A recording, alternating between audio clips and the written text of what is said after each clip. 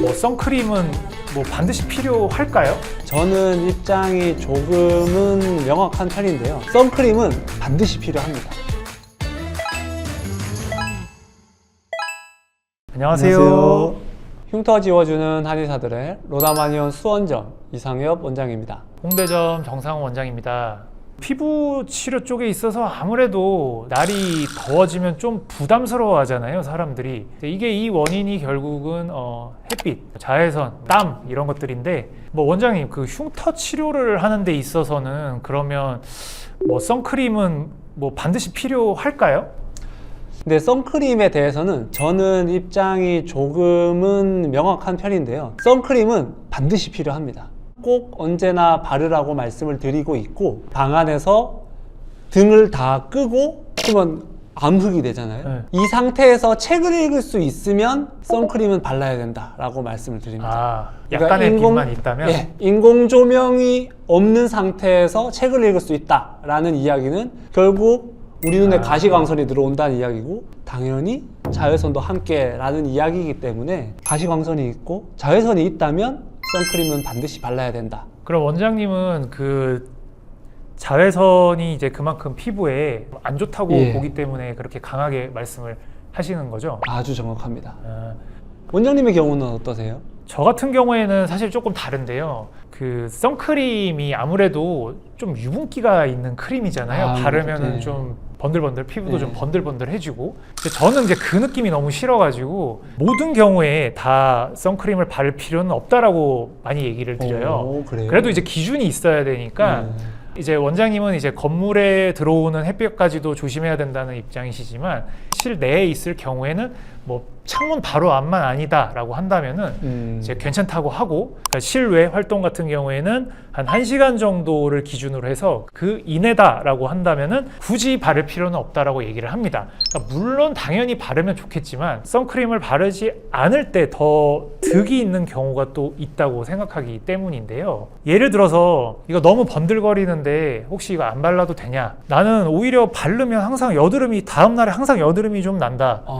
그럼 나 이거 그래도 발라야 돼? 이제 이런 질문들을 하는 분이 계세요. 근데 이제 뭐 아무래도 피부가 좀 예민하거나 좀 지성 피부인 경우에는 선크림 자체가 이제 유분기가 있고 모공을 좀 막아버릴 수 있으니까 피지의 배출을 막을 거고, 이제 염증이 원래 있고 예민한 분들 같은 경우에는 좀 더 이제 피부 트러블을 발생시킬 가능성이 있죠. 선크림 이제 종류가 이제 크게 이제 두 가지로 갈라지잖아요. 그렇죠. 네, 그래서 이제 소위 이제 무기자차라고 하는 얼굴을 좀 허옇게 가습기 화장처럼 만드는 게 있는 반면에, 요즘에 많이 나오는 유기자차라고 하는 화장품처럼 발랐을 때 크게 이제 티가 나지 않는 제품을 많이 쓰는데, 이 제품 안에 들어있는 성분들이 피부가 예민한 사람들한테 트러블을 발생시킬 가능성이 높다라고 하더라고요. 그런 경우에는 이제 극단적으로는 그러면 당신은 선크림 바르지 말아라, 이제 이렇게 말하는 경우도 있기는 합니다. 저는 그렇게 말하진 않습니다. 면죄부를 주는 거예요. 그럼 원장님 같은 경우에는 이제 어떻게 하실 거예요? 그런 분들은 사실 좀 하얘지는 백탁 현상을 감수하고서라도 무기자차 선크림을 바르시는 걸 좀 권해드립니다. 붉은기로 인한 것도 조금 제어해 줄 수 있고, 색소 침착을 예방하기 위해서는 결국 자외선을 잘 차단을 해줘야 되기 때문에 무기자차로 아예 이제 직접적으로 물리적으로 자외선을 차단을 잘 해주는 게 도움이 많이 되리라고 봅니다. 그리고 요새는 재생 선크림이라고 해서 재생 기능이 첨가된 선크림들도 좀 나오고 있거든요. 이런 것들도 한번 검색해 보셔서 본인 피부에 잘 맞는 크림을 잘 선택하셔서 특별한 이상이 없으면 꼭 바르시라고 권해드리고 싶습니다.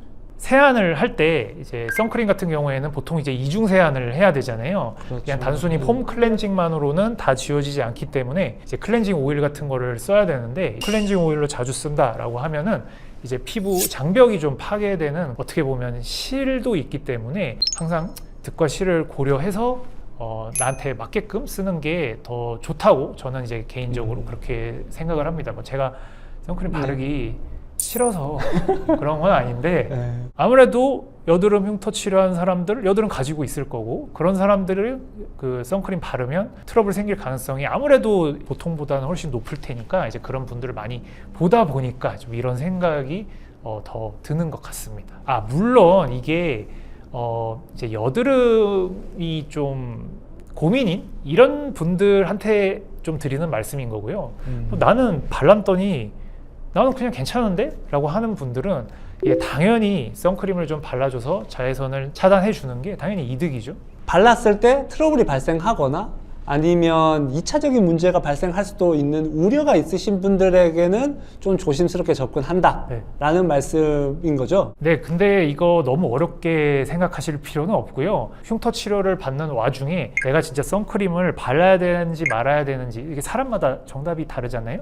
치료해 주시는 선생님과 상의를 해보세요. 그러면은 상태를 보고 가장 알맞는 솔루션을 제공해 드릴 겁니다. 네, 모르면 꼭 물어보시기 바랍니다.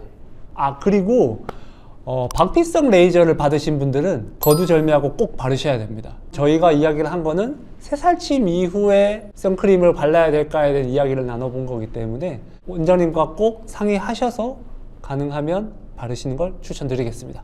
예, 오늘은 그 선크림 관련된 얘기를 새살침 치료 후에 선크림을 꼭 발라야 하느냐에 대한 얘기를 같이 한번 해봤습니다. 네, 도움이 되셨기를 바라면서 오늘 토론은 여기까지 하는 걸로 하겠습니다. 네, 감사합니다. 네, 수고하셨습니다.